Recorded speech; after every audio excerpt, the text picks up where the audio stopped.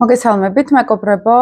რუსეთის რუკა მინდა დღეს გავიაროთ, თვითონ რუსული სახელმწიფოს რუკა და პუტინის რუკასაც დავადებთ მერე, იმიტომ რომ ძალიან ბევრი მსგავსი კომბინაციები არის და ძალიან მჭიდროდ არის ეს ორი ენერგია ერთმანეთთან კავშირში და ამიტომაც არის ეს ადამიანი, რომ ამდენი ხანი გამოხატავს ქვეყნის ენერგეტიკას, მოდით ესე ვთქვათ, ესე არის ხოლმე, როცა თვითონ ქვეყნის ენერგია და მართლის ენერგია ერთმანეთთან უნისონში არის ხოლმე და ეს უკვე არ არის მარტო ადამიანის ინდივიდუალურ ენერგეტიკასთან, უფრო გამომხატველი არის ეს ქვეყნის ენერგიის, ხო.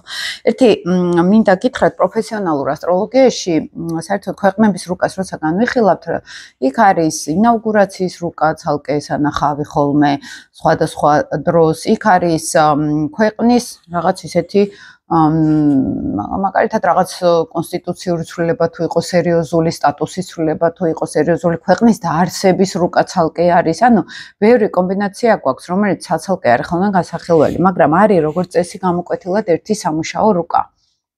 აი საქართველოს მაგალითად აქვს ეს თავისი სამუშაო რუკა, რომელიც წინა ვიდეოებშიც მქონდა, ხშირად ვაკეთებ ხოლმე საქართველოს რუკაზე სხვა ისეთ ტრანზიტული რუკის ანალიზებს და რუსეთთან დაკავშირებითაც ასევე მინდა ტრანზიტული ანალიზით შემოგთავაზოთ. ოღონდ თან ზოგადად რო აგიხსნათ, რა ხდება რუსულ სამყაროში, რუსულ ენერგეტიკაში, რატო არის ესე ამდენი ხანი, რომ ესე რო ვთქვათ, მაინც მყარად დგას და რაღაცა როლი აქვს თავისი მსოფლიოში, თავისი ენერგეტიკა აქვს და გარედან ჩანს ძალიან მძიმედ, რომ ახლა ქვეყნებში მოაქვს, მოდი ესე ვთქვათ, სიკვდილი, უმეტესად სიღარიბე, სიკვდილი და უბედურება, მაგრამ ყოველთვის ეს არის ხოლმე აი ცოტა ზედა სურათით რო შევხედავთ, ხო, აი სამყაროსეული ზედა სურათით, ამას აქვს თავისი რაღაც მისია, კარმული მისია, ხო? მას აქვს რაღაც თავისებური ესეთი როლი, თავისებური ფუნქცია, რომელსაც უნდა ჩვენც მივხვდეთ ხოლმე. პირველ რიგში მე რაც მომხვდა ახლა ძალიან გამოკვეთილად, ხო, ესე თვალში, აქ არის ერთი მნიშვნელოვანი მეგობრებო, რომ რუსეთს აქვს საკმაოდ ისეთი მოდით ესე ვთქვათ, კარმული კვანძები, დაღმავალი კარმული კვანძები, ეს არის მისია ერის, საით უნდა წავიდეს ეს ქვეყანა, საქართველოსაც მაქვს ეს ადრე გაკეთებული. სად უნდა განვითარდეს ერი, ხო? და რუსეთს ზოგადად მერწყული მართავს და აქ კარმული მისიაც მერწყულში ყავს ქვეყანას. ეხლა მაქვს აღებული 90 წლის 12/06/90 წლის რუკა და ერთ-ერთ მუშა რუკას ვეძახით, არის შემდგომი კიდე 91 წლის რუკაც, იმასაც ვაკვირდებით ხოლმე იქ რა ტენდენციები არის, მაგრამ ეხლა დღეს ამ რუკაზე შევჯერდები, იმიტომ რომ ხედავ ამ რუკის საკმაოდ ისეთ გამოხატულ მდგომარეობას, მუშა მდგომარეობას, ხო, ჩანს ეს ერის ენერგეტიკასთან ძალიან ახლოს არის ახლა ეს რუკა. და კარმული კვანძები, როდესაც არის მერწყულში, აღმავალი მერწყულში, ხო, ეს არის რაღაც თავისუფლება, ეს არის გაფართოება სოციალურ დონეზე, ხო, აი რა სოციალური რას ნიშნავს, მაგალითად, აი რაღაც დიდ იდეალისტურ მასშტაბებში მივდივართ, ხო, რაღაცა შინაგანი თავისუფლება უნდა მოვიპოვოთ თან ამ აღმავალთან, მთვარის შეერთება არის და მთვარე არის ერი, ანუ ერმა უნდა იაროს სადღაც გათავისუფლების გზაზე, აღმავალი კიდე არის ლომში. ლომი ცოტა ეგო არის, ცოტა რაღაცა იმ ბატონობა არის, მართველობა არის, ხო? ლიდერობის ენერგეტიკა არის და სხვათა შორის ზუსტად იგივე კარმული კვანძები აქვს ვლადიმერ პუტინს, აღმავალი ყავს მერწყულში და დაღმავალი ლომში. ლომი არის ეგო, მართველობა. აი ზოგჯერ არის ხოლმე ნეგატიურად რო შევხედოთ, დაღმავალი ლომი, რომ აი მე უნდა ვმართავდე ყველაფერს, მე უნდა ვიყო ხელმძღვანელი, მე უნდა ვიყო გავლენიანი და მერწყული გვეუბნება, რომ საერთოდ აქ უკვე რაღაც თავმდაბლობა არის საჭირო, რიგითობა არის საჭირო, თანამშრომლობა, მეგობრობა, ჰუმანიზმი შინაგანად, იდეალიზმი არის საჭირო, ხო? აი საქართველოს რუკაში მაგალითად ჩვენ გვყავს დაღმავალი კირჩხიბში და ეს რაღაცა წარსულის ქექვა, სულ რაღაც ეს ტრადიციები, ეს რაღაც კირჩხიბული რაღაც ემოციურობა, მგრძნობიარობა ჩვენ გამოხატული და აღმავალი დღის ხაში ეს არის რომ ჩვენ სადღაც უფრო პრაგმატულები უნდა გავხდეთ, უფრო მყარად უნდა დავდგეთ, ხო? მიწაზე ესე რომ ვთქვათ, როგორც ერი. აი ესეთ რაღაცა არის ერის რუკებში ხოლმე, როცა კარმული კვანძები დგას და ზუსტად პუტინსაც აქვს ეს, ეხლა როგორ ასრულებენ მისიას ან ქართველები, ან რუსები, ეს თქვენ თვითონ დაგვირდით და გადაწყვეტეთ.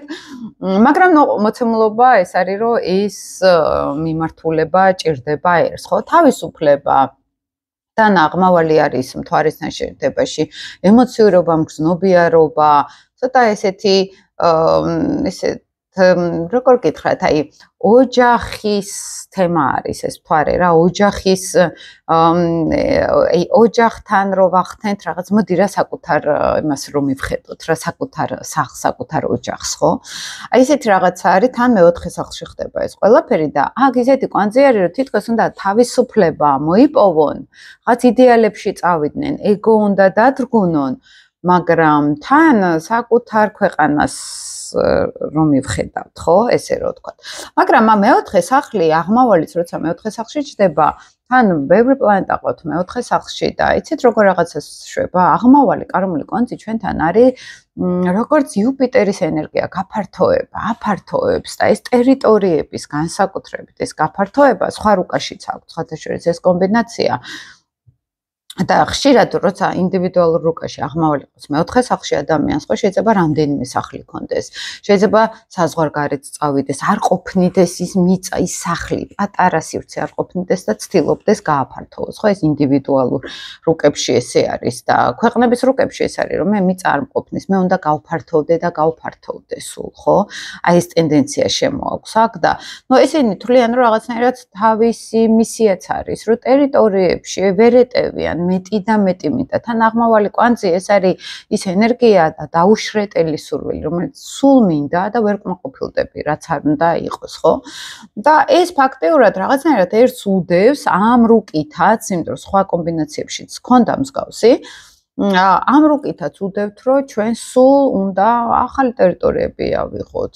თან მთვარე არის აქ შეერთებაში, მთვარე ერი არის. აი ხალხიც რო არის ამასთან უნისონში, მოწონთ ეს სიტუაცია და ნუ პუტინის რუკაშიც აღმავალი კვანძი აქ მერწყულში არის და მერწყული ეს როგორც წესი მასებზე გავლენა არის, ხო? აი მასებთან გასვლა, ეს არ არის ლომი თუ არის რომ მოდი ჩემ ოჯახს მივხედაო, ჩემს თანამდებობაზე ვიქნები და მე ორგანიზატორი ვიქნები რაღაც ვიწრო ჯგუფის. მერწყული არის მასები, ბევრი ხალხის ბედიც შეიძლება მაინტერესებდეს. აი, როდესაც თუნდაც თავისუფლებისთვის მებრძოლები რო გამოდიან ხოლმე ან აქციებზე, ან სამოქალაქო აქტივიზმში არიან ჩართულები, როგორც წესი მერწყულის ენერგიის არიან, ხო? და ნუ მათ გაჩნია მთლიანად რუკას, მე შეიძლება მასებში მოვერგო, როგორც ილონ მასკი აღმავალი მერწყული ყავს მაგალითად, ხო? მაგრამ აქ მასებში ლომი გამოვავლინო, ხო? ეს რაღაცნაირად მართავდე ამ მასებს, მაგრამ მე მასებში რიგითში არ შევიდე მაინც. მე მაინც ვერ ვიგრძნო ეს ძალიან გამოყოფა ჩემი მესგან, ხო? იმიტომ რომ ზე არის მე, ეგო, ხო? და ზე ლომის ენერგია არის და აღმავალი ლომში არის ხოლმე ეს ენერგია. ამიტომ აი ეს მე მგონია ეს დიდი მადა ქვეყნების დაპყრობის თუ საკუთარი მიწების გაფართოების ხვების ხარჯზე ეს თან ძლიერად არის მეოთხე სახლი გამოხატული, ხო? ეს სულ ექნებათ და ხალხიც ასე თუ ისე მხარს დაუჭერს ამ ტენდენციებს. სხვათა შორის რუსეთს ზოგადად მართავს მერწყული და სტალინი ძალიან კარგად რომ მოერგო რუსეთში. აღმავალი მერწყული იყო, იუპიტერი მერწყული იყო. ვინც კი ვნახე მერწყულის ენერგიის, აი მისია აღმავალი ან იუპიტერი ძალიან კარგად და დიდხანს იყვნენ რუსეთის ხელისუფლებებში გამყარებულები. მაგალითად საქართველოში ლომის ენერგია გვაქვს და აი აღმავალი ლომი, მაგალითად იუპიტერი ლომი, გაცილებით შეიძლება უფრო კომფორტულად იყოს ქართულ რეალობაში და იმიტომ რომ აი ამ ენერგიასთან რაღაც ბედიც თითქოს ისე არის ხოლმე, ხო? გადაჯაჭული ესე ვიძახით, ხო? და სხვათა შორის მე მყავს აღმავალი ლომში და რაც არ უნდა იყოს, აი საქართველოსთან რაღაცა ისო ესეთი მომენტი მქონდა, რომ აი რაღაცა მნიშვნელოვანი არის ქვეყანას ვემსახურო, ესე რომ ვთქვა, როგორც შემიძლია ისე. და აი საქართველოსთან რაღაცა მართლა მქონდა ხოლმე ყოველთვის, რომ აი ის სითბო, ის სიყვარული, ის რაღაც ერთობა, ის გუნდურობა, ეს ჩემთვის ძალიან ისეთი ღირებულებითი და საინტერესო ენერგია არის და მაგითი ჩემი გამოცდილებითაც მივხვდი, აი აღმავალი ვისაც რომ ნიშანში ყავს, აი აღმავალი ქალწულები ფანტასტიკურად არიან გერმანიაში, მაგალითად, ხო გერმანიას ქალწულის ენერგია მართავს და აი ეს ტენდენცია კარმული კვანძებით ძალიან მნიშვნელოვანი არის აქ, ხო? და ნუ მანდ ახლა კარგად ვიყენებთ თუ ცუდად, ეს უკვე შემდეგი ფაქტორი არის, ხო? და აქ ყოველ შემთხვევაში ამას გამოკვეთილად აქვს და პუტინის აღმავალი მერწყულიც, როგორც მისი ქვეყნის, რაღაცნაირად ერთად არიან, ერთად მოდიან ამ გზაზე, ხო? ის სიამაყე თანახალი ელიტი და აღმავალი პლუტონი ერთად ყავს პუტინს შეერთებაში, კარმული ასპექტები აქვს, ხო? ეს რაღაც მეორე წრეზე მიდის იგივეში, რაც წინა ცხოვრებებში ესე ვიძახეთ ხოლმე კარმულ ასტროლოგიაში აკეთებდა. და ან იმ დანაკარგს ინაზღაურებს, რამც მაშინ წინა ცხოვრებებში ესე ვეძახით კარმულ ასტროლოგიაში ქონდა და ეხლა არის გზა რაღაცნაირად უფრო ჯგუფებში გაერთიანების, უფრო დემოკრატიულობა არის მერწყული, ჰუმანიზმი არის, თუმცა მე ვერ ხედავ რომ მაინც ამ გზაზე მიდიოდეს ეხლა ან პუტინი, ან რუსეთი, ხო? ეს არის რაღაც გამრუდებული მერწყული, უფრო რომ მაგალითად კომუნისტური იდეოლოგია მთლიანად ლიტი მერწყულური ენერგია იყო, სოციალიზმი მერწყულური თემა არის და ხშირად ძალიან ნეგატიურად ჩამთვარე მერწყულის შემთხვევაში შეიძლება გამოვლინდეს ძალიან ისეთი ცოტა ფაშისტური სოციალიზმი, ესე რომ ვთქვათ, ხო? ეს რაღაც გერმანულ-რუსული ჰიბრიდი, ესე რომ ვთქვათ, ხო? ეს ენერგია არის უფრო ტიპიური მერწყულური ენერგია. და შეიძლება ახლა როცა აღმავალი კარმული კვანძი ყავს თევზებში ადამიანს და მისი აქვს, რომ რაღაც ემოციებთან, გზნობებთან, წარმოსახვასთან იყოს, შეიძლება წარმატებით ნარკომანი იყოს ადამიანი, ან ლოთი იყოს, ხო? და თევზების პროგრამა არის და ასრულებს, ნუ რა დონეზეც არის, ისე ასრულებს. და შეიძლება ახლა ვიღაცა თუ პატარა სასმელს დალევს და სამწყობოში ხვდება, ვიღაცა შეიძლება ლოთი იყოს და ჯანმრთელობაზეც არ ქონდეს პრობლემა, ხო? აი ამ შემთხვევაში შეიძლება იყოს, რომ ის მას როგორც ისმის, ის აღმავალი თევზი, ან იუპიტერი თევზი, ისე ასრულებს მაგალითად, ხო? მე ამას ვხედავ უფრო ასტროლოგიური კომბინაციით. ეხლა მეორე რაც არის აქ მნიშვნელოვანი, იუპიტერი, სელენა კერჩხებში ყავს რუსეთს მაინც, ხო? იუპიტერი ეს არის მთავარი ღერძი, მთავარი გაფართოების და წარმატების ღერძი თან მეათე სახლში და კერჩხებში. მეათე სახლი ჩვენთან ხელისუფლებები არის, ეს არის რაღაც მართლობითი სისტემა და იუპიტერი ეს არის კარგად დიდი გაფართოება, დიდი შესაძლებლობები და თან კერჩხების ენერგია, კერჩხები ეს არის აი რაღაცნაირად ბარაკა, ხვავი, რომ მოდის და რაღაცნაირად ესეთი ენერგია არის, რომ უმართლებთ ერში, ოჯახში, აი ესე რომ ვთქვათ, გამართლების წარმატების პლანეტა არის, მაგრამ ამ ნეპტუნთან აქვს ამ იუპიტერს ოპოზიცია და ნეპტუნი იუპიტერი იცით როგორ არის? აი მაგალითად პოლიტიკოს როცა აქვს ნეპტუნი იუპიტერის ნეგატიური ასპექტი, ეს არის რაღაც ღირებულებები, მაგრამ არ ვიცი რა ღირებულებები, მაგ აი მივდივარ რაღაცას ვამტკიცებ, მაგრამ არ ვიცი მომენტებში რას ვამტკიცებ, ხო? ნეპტუნი ბუნდოვნებას, ძენს, იდეოლოგიას და ღირებულებებს აი ადვილად რო გადადიან სხვების ტალღაზე. აი ესეთი ენერგია არის, ბოლომდე ჩამოყალიბებული ღირებულებათა სისტემა და ღერძი რო არა მაქვს და რაღაც პერიოდულად ბრუსში შემოვდივარ. ასევე არის რაღაცნაირად ოცნებები წარმატებაზე და ღირებულებებზე, იმიტომ რომ ოცნებების პლანეტა არის ნეპტუნი და დიდი ილუზიები ზოგჯერ ცოტა ესეთ ბურუსსაც ვეძახით, იცით? აი როგორი ბურუსი, იცი, რომ მაგალითად ახლა კომუნისტური თემა, ხო? აი ახლა დღემდე რომ მოდის ეს ამ ქვეყანაში, ხო? აი ეს უფრო ნეპტუნური თემა არის, ოცნებები რაღაცა ძველ დიდებაზე. აი ეს ტენდენცია იცის ნეპტუნმა. და პირად რუკაში, როდესაც ახლა ხელისუფლებების წარმომადგენელს აქვს ნეპტუნი, იუპიტერის ნეგატიური ასპექტი, აქ ზუსტად ვიცით, რომ აი ზოგჯერ აი ადვილად შეიძლება გადავიდეს სხვების იდეოლოგიაზე. აი არ ჯერა მაინც თავისი ღრმა აი ესეთი ფუძის, ღირებულების, აი ადვილად მოწყვლადი, ადვილად მართვადი შეიძლება ადამიანი გახდეს, ხო? და აი ამ იუპიტერთან ეს არის რაღაცა ოცნებები, რაღაც ილუზიები, სიდიადეზე, მოდი ესე ვთქვათ, ეს აუცილებლად გამოყვება ამ ერს. ეს არის როგორც ღერძი საითმიტის ქვეყანა. და იქ არის კირჩხიბი, იქ არის რომ აი ჩვენ და თან იუპიტერი კირჩხიბში ეს გაფართოება არის ტერიტორიებისაც ასევე, ხო? იმიტომ რომ კირჩხიბი სიმბოლურად მეოთხე სახლის ენერგია არის, იქ აღმავალი არის, აქ იუპიტერი არის კირჩხიბში. ხელისუფლებები, რომლებიც ეცდებიან გაადიდონ ეს ტერიტორიები, ოღონდ ქვევიდან ნეპტუნი არტყამს. არ ვიცი საით მივდივარ, არ ვიცი რატო ვაკეთებ ამას, ხო? აი ამ ტენდენციებს მივაქცევდი ძალიან დიდ ყურადღებას, რომელიც აი უფრო კარგად გვესმოდეს რუსეთის და საერთოდ ერის რო კარგად გავიგოთ ხოლმე, პირადი რუკა ქვეყნის ძალიან გვეხმარება ამ ყველაფრის გაგებაში. აი ამ ენერგიების გაგებაში. ეხლა შემდეგი კიდე ერთ-ერთი საინტერესო ჩემთვის რა არის?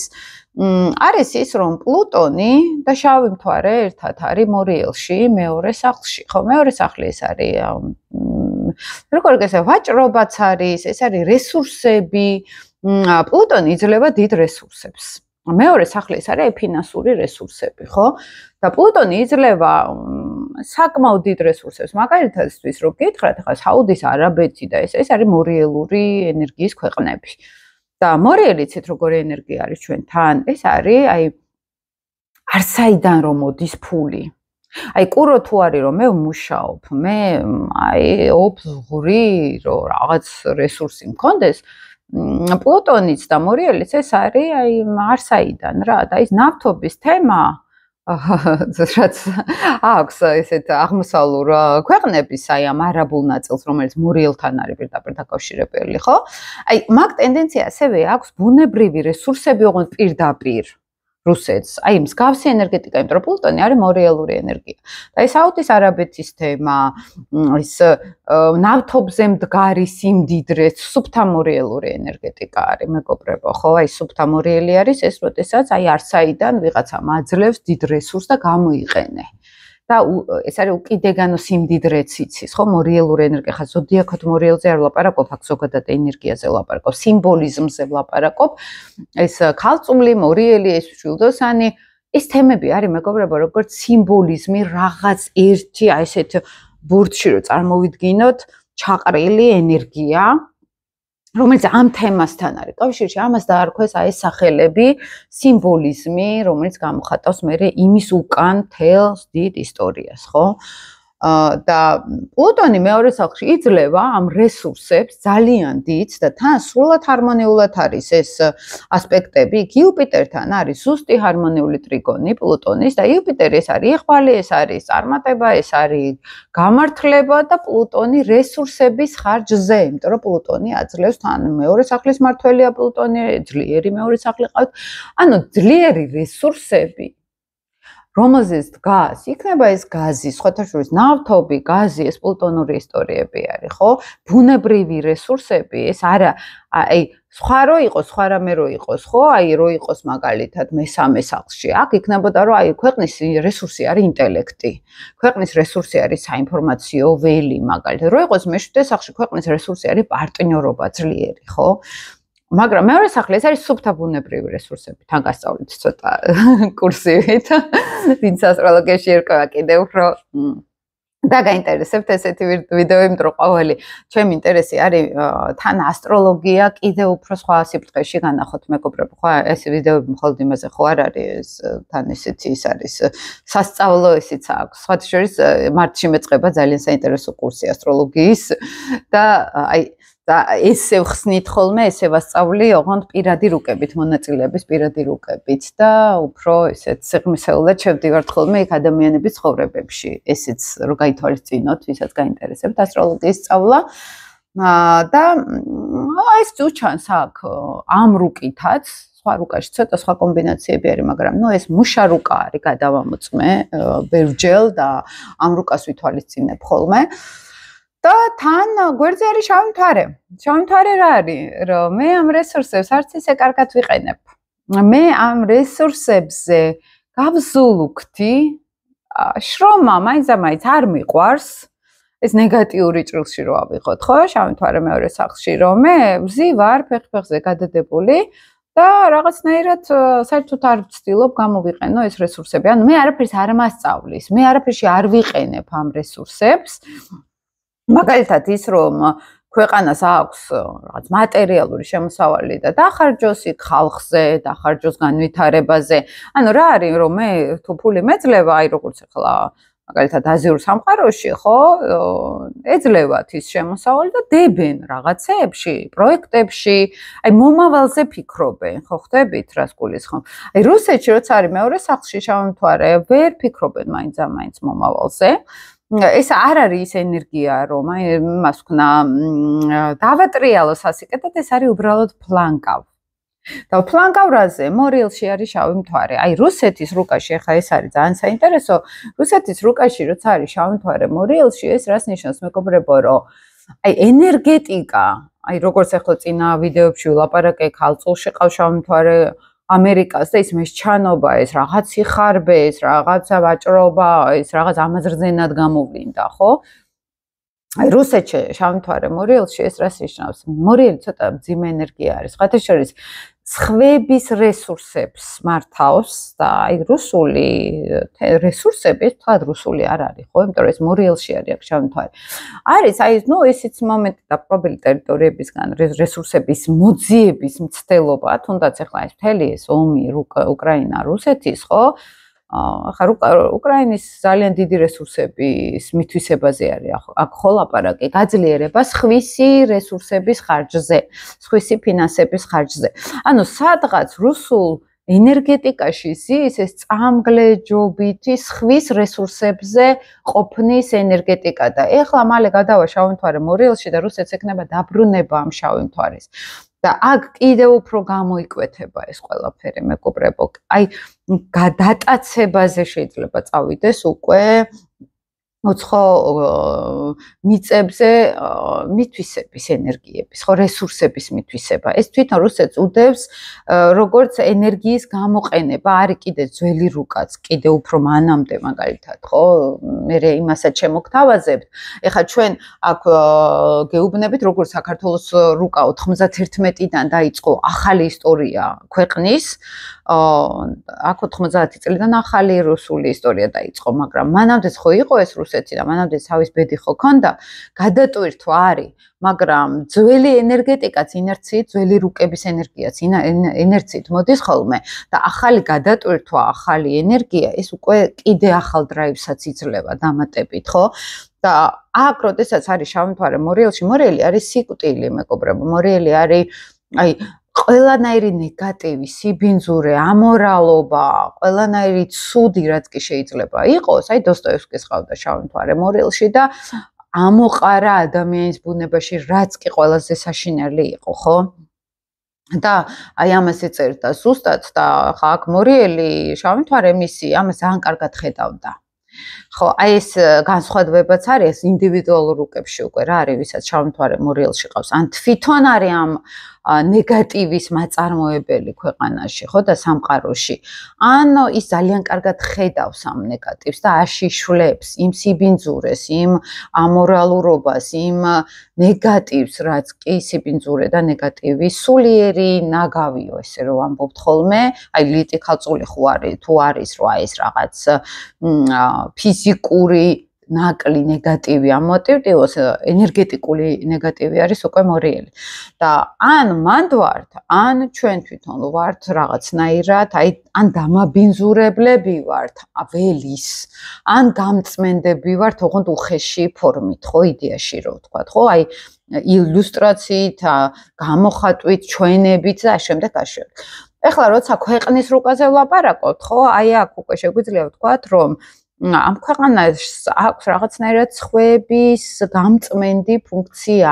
აი გამწმენდი რა კუთხით გეუბნებით, იცით, ოღონდ მათშიც რო არის აი ეს მორიელური ლირიტის რაღაც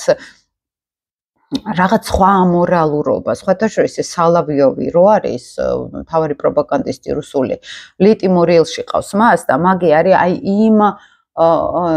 იმ ნეგატიური მორიელის გამომხატველი, საშინელი ზიზღი, საშინელი ძალაუფლებისკენ სწრაფვა, აი განადგურება, ყველას განადგურება რო უნდა ტიპს, აი რამდენიმე წუთიც თუ მოусმენთ, იმხელა ბოროტება შეიძლება გადმოაფრქვიოს ამ ადამიანმა, რომ აი სახეზე რო ეთყობა უკვე სიძულვილი, აი ყველას განადგურება უნდა, ხო? აი ძალიან კარგად გამოხატავს რუსეთის ენერგეტიკას შავი მთვარის ზონაში, ხონთ. და აქ შავი და თეთრი მთვარე ხო ერთად მუშაობს გარკვეულწილად და ეს ვითომ ეს ქვეყნის დაცვა, ეს ელენა კირჩხიბში, ჩვენ ყველაზე მაგრები ვართ, ჩვენ ყველაზე ისეთი ნათელი ისა გვაქვს, ნათელი ქვეყანა გვაქვს და დანარჩენი ყველა გძულს. და დანარჩენის რესურსები უნდა მივითვისოთ. მე უფრო ფსიქოლოგიურად ესე გავშიფრავდი რუსული სახელმწიფოს ენერგეტიკას, ეს ფსიქოლოგიური ანალიზი არის, მეგობრებო, უფრო ერის და ქვეყნის, ახლა ჩვენზეც ვილაპარაკე იქ შავ მთვარე მშვილდოსანში და აღრეული რო გვაქვს საერთოდ ღირებულებების და თან რო უცხოეთი გვიყვარს და თან რო უცხოეთს ვაგინებთ, ანუ ეს ღირებულებები ამაზე არის ლაპარაკი, რომ ძალიან მკვეთრად ჩანს ხოლმე შავი მთვარის ენერგია ერებში და ქვეყნებში, ხო? და აქ უკვე ფსიქოლოგიური ანალიზი არის და სანამ ეს ენერგეტიკა არის, იქამდე ვიზიდავთ პრობლემებს.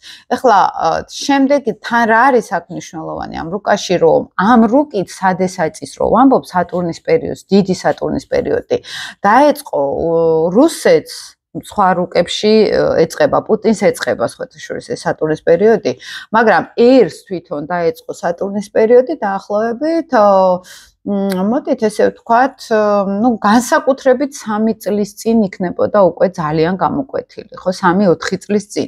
პრინციპში, როგორც კი უკრაინის ომი დაიწყო, მაშინდანვე დაიწყო ქვეყნის სერიოზული, ხო, ну, დეგრადაცია, ხო, ეს განსაკუთრებით ყველა კარი დაიხურა მსოფლიო მასშტაბით, ყველანაირი ეკონომიკა გაჩერდა უცხოეთთან და ну, მოკლედ სერიოზული პრობლემები დაიწყო ზუსტად სადესაც პერიოდში, სატურნის პერიოდში. ჩვენს და რუსეთიც და ამერიკაც და უკრაინაც გავდივართ ამ სატურნის პერიოდს და როცა რამოდენიმე ქვეყანა ერთად გადის და საერთოდ ესეთი ენერგია არის, რომ უკვე ჩანს აქ რომელ ქვეყნებს ექნებათ ეს სერიოზული კრიზისები, გარკვეულწილად აქ რუსეთთან ძალიან გამოკვეთილად ჩანდა ეს, ხო, რომ აი იქიდან დაიწყებოდა უკვე რღვევა, იქიდან დაიწყებოდა უკვე ქვეყნის უკუსვლა, მოდით ესე რომ ვთქვათ, ხო? და ნუ ეს სადესაც რუსეთს გამოკვეთილად აქ, რასაც ვაკვირდებით ახლა ასე თუ ისე, უკან მიდის ქვეყანა, რაც არ უნდა ახლა ესე გარე ისეთ ასპარეზზე კარგად კონდეს საქმე, ხო? ეხლა კიდევ ერთი მნიშვნელოვანი აქ რაც შეიძლება რომ ითქვას, მაინც არის ესეთი ტენდენცია, რომ აი ხა ცოტა პროგნოზების კუთხითაც რო გითხრათ, მაინც აქვს აქ მარსი ცოტა ისე ნეგატიურად, მარსი ვერსში ყავს და მეშვიდე სახლში და მეშვიდე სახლი პარტნიორობა არის. ეს არის საერთაშორისო ურთიერთობები, ეს არის აი საკანონმდებლო სფეროს გარკვეულწილად, ხო და მარსი მანდ ეს არის აგრესიული პარტნიორების მიმართ ეს ადამიანი, აი თან ურანულად, არაპროგნოზირებადი. აი დღეს თუ მე პარტნიორობაში რაღაც ძლიერი ლიდერული პოზიცია მიჭირავს, ხოლ ვაყირავებ ამ ხალხს. ეს არამდგრადი პარტნიორული ურთიერთობები ნამდვილად უჩანს და აი ხშირი ომები და ნეგატივები პარტნიორებთან. აი ესეთი ტენდენცია არის, მაგრამ რა არის ახლა აქ მნიშვნელოვანი, მე რასაც ვაკვირდებ. ძალიან მნიშვნელოვანი ფაზა უჯდება რუსეთს, მეგობრებო, ეს იქნება 2026 წლის, რო შევიყვანე, რომ ვეძებდი ამ დროს 26 წლიდან, ზუსტად აი აგერ არის, ივნისიდან მათ მთვარეს უერთდება პლუტონი. ეს საკმაოდ რთული, ну, კი ვიცი რომ დიდი დრო არის, 1 წელი არის იქამდე, მაგრამ მაინც საკმაოდ სახიფათო პერიოდი არის, ერთ-ერთი გამოკვეთილი, იმიტომ რომ პლუტონი მთვარე ერთად ეს არის, მოდი ესე ვთქვათ, სიკვდილი ან თავიანთ მიწაზე, მთვარე ეს მიწა არის, მოსახლეობა არის. პლუტონი მანდ რო შედის, რაღაც ძალიან დიდი კატაკლიზმა, რაღაცა უნდა მოხდეს ძალიან ცუდი რუსეთში. თან მათ ტერიტორიაზე, იმიტომ რომ მეოთხე სახლს გადის ეს, ხო? ან შეიძლება ომი იყოს, ან შეიძლება მეტი რაღა უნდა იყოს, მაგრამ ან მათ ტერიტორიაზე, ან ხალხი გაწყდეს, ან რაღაცა ძალიან ცუდი ხდება. გადატვირთვას ახდენს პლუტონი და პლუტონი მძიმედ ახდენს ამის გადატვირთვას. სიკვდილთან არის, რაღაც მასობრივ სიკვდილთან არის დაკავშირებული. არ ვიცი რა იქნება მართალი რომ გითხრათ, იმიტომ რომ გარკვეულწილად მათთან არის თან, მათ ვენერასთან მარსი იქნება შეერთებაში და ვენერა პირველი სახლის მმართველია ქვეყნის იმიჯის და ქვეყნის მთავარი ღერძის მანიშნებელი არის და აქ შემოდის მარსი. მარსი ომის მმართველი პლანეტა არის, თან მერვე სახლში და აქაც რაღაც კრიზისებს იწვევს. თან სატურნი გადადის ვირჩი და მათ მარსთან გაივლის და აქ მარსი არის პლუტონი ჩართული, ანუ მარსიანული ენერგიები და თან სატურნი იქნება ვირჩი და ვერძი ეს არის საკმაოდ ისეთი თან პარტნიორების ზონაში, საკმაოდ ძიმე ენერგია არის. ეს არის რაღაცა ისეთი კრიზისები სერიოზული და პარტნიორებისგან საკმაოდ ისეთი სიმკაცრეც, იცი, რაღაც გაციებაც, რაღაცნაირად აი რთულად რო დგება რაღაც ურთიერთობები. და თან ზევიდან იუპიტერი იქნება კერჩხებში, დაბრუნება ექნება იუპიტერის და მეათე სახლში და მე მგონია რომ რაღაც ხელისუფლებასთან დაკავშირებით რაღაც შეიძლება კრიზისი შეიქმნას. ან სახელისუფლებო კრიზისი არის, ან ეროვნული კრიზისი არის, ან რაღაცა საომარი მდგომარეობაში არ ჩაერთოს ქვეყანა უკვე ცოტა ისეთ მასშტაბურად, ან შეიძლება რაღაც კატაკლიზმა იყოს სერიოზული, მაგრამ მაინც მარსიანული ენერგია, რადგან არის აქ უფრო გონია რაღაც უფრო ომთან დაკავშირებული თემატიკა. თან შავი მთვარე მესამე სახლში გაივლის და მესამე სახლი ეს სამეზობლო არის, ეს გარემოცვა არის, ვაჭრობის სფერო არის. აი მანდაც რაღაცა კრიზისები უნდა იყოს და ნუ მანამდე ხა შავი მთვარე რო გაუვლის მათ პირად პლანეტებს, ეს კიდე ცალკე არის, მაგრამ აქ როდესაც პლანეტა უერთდება, თან როგორ უერთდება, იცით? ეს არ იქნება უცებ ბრახ რაღაცა მოხდა და გავიდა. პლუტონი შეეხება მთვარეს, მერე რეტროგრადული ხდება. მერე ისევ გასწორდება, ისევ გაუვლის. შესაბამისად, აი ესე, როდესაც რეტროგრადული ფაზა ქვეყნის მთვარის ენერგიაზე, მთვარე მოსახლეობა არის, მათი ხალხი არის. ამასთან მოდის რაღაც სერიოზული ტრანსფორმაცია იწყება მოქალაქეების და მოსახლეობის. შეიძლება მასობრივი გამოსვლები იყოს, შეიძლება რაღაც აქციები იყოს. შეიძლება ეს პლუტონური თემა, რაღაც სერიოზული ტრანსფორმაცია ეროვნული, ხო? შეიძლება ესეთი რაღაც იყოს. ყოველ შემთხვევაში რაც უფრო უახლოვდებით ხოლმე იმ ფაზას, უფრო ხვდებით რაში არის ხოლმე საქმე. და მერე რომ პუტინის რუკაშიც გადავიდეთ, თქვათ, ხო, და ერთი ძალიან ისეთი საინტერესო არის, მაგ ფაზაში პუტინსაც აქვს სერიოზული პრობლემა.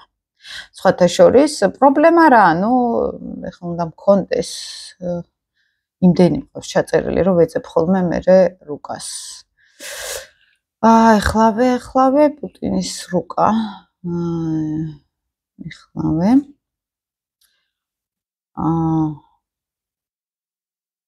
ხო და პუტინის რუკაში მაგ პერიოდში რაც ვნახე, იქაც არის რაღაც ზუსტად მაგ ფაზაში, თან ეწყება სადესაწი მაგ პერიოდში პუტინს და ესე ძალიან მნიშვნელოვანი არის, იმიტომ რომ სადესაწი რო ეწყება ეს სერიოზულ კრიზისებს შეუქმნის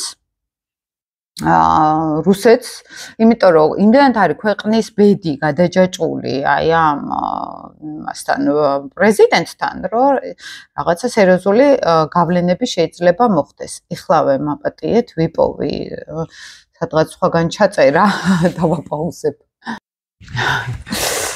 ვიპოვე.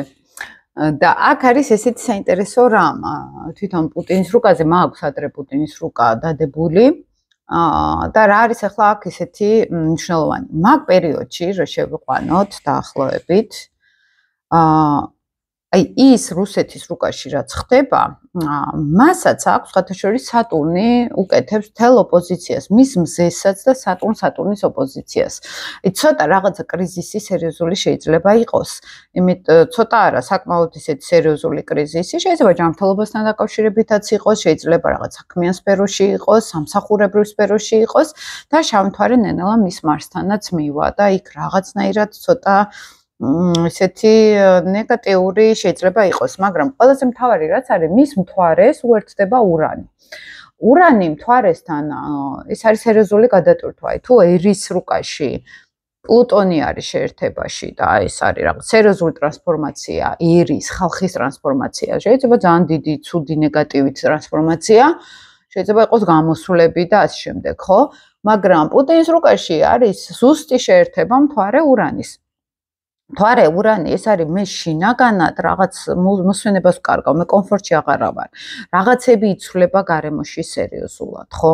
და თან ეს კომბინაცია მერვე სახლში ჯდება, ურანის შეცდის მერვე სახლში და ცოტა არ იყოს მნიშვნელოვანი ტრანზიტი ექნება. მის იუპიტერთან იქნება უკვე მარსი შეერთებაში, ხო? აქაც მარსი არის გამოკვეთილი, მოულოდნელობა, რაღაც სერიოზული ცვლილებები გარშემო და მთვარე ურანი ეს აი რაღაცნაირად განახლების ენერგია არის, მოულოდნელობის ენერგია არის, ხო? და მასაც საკმაოდ მნიშვნელოვანი ტრანზიტი უჯდება 2006 წლიდან.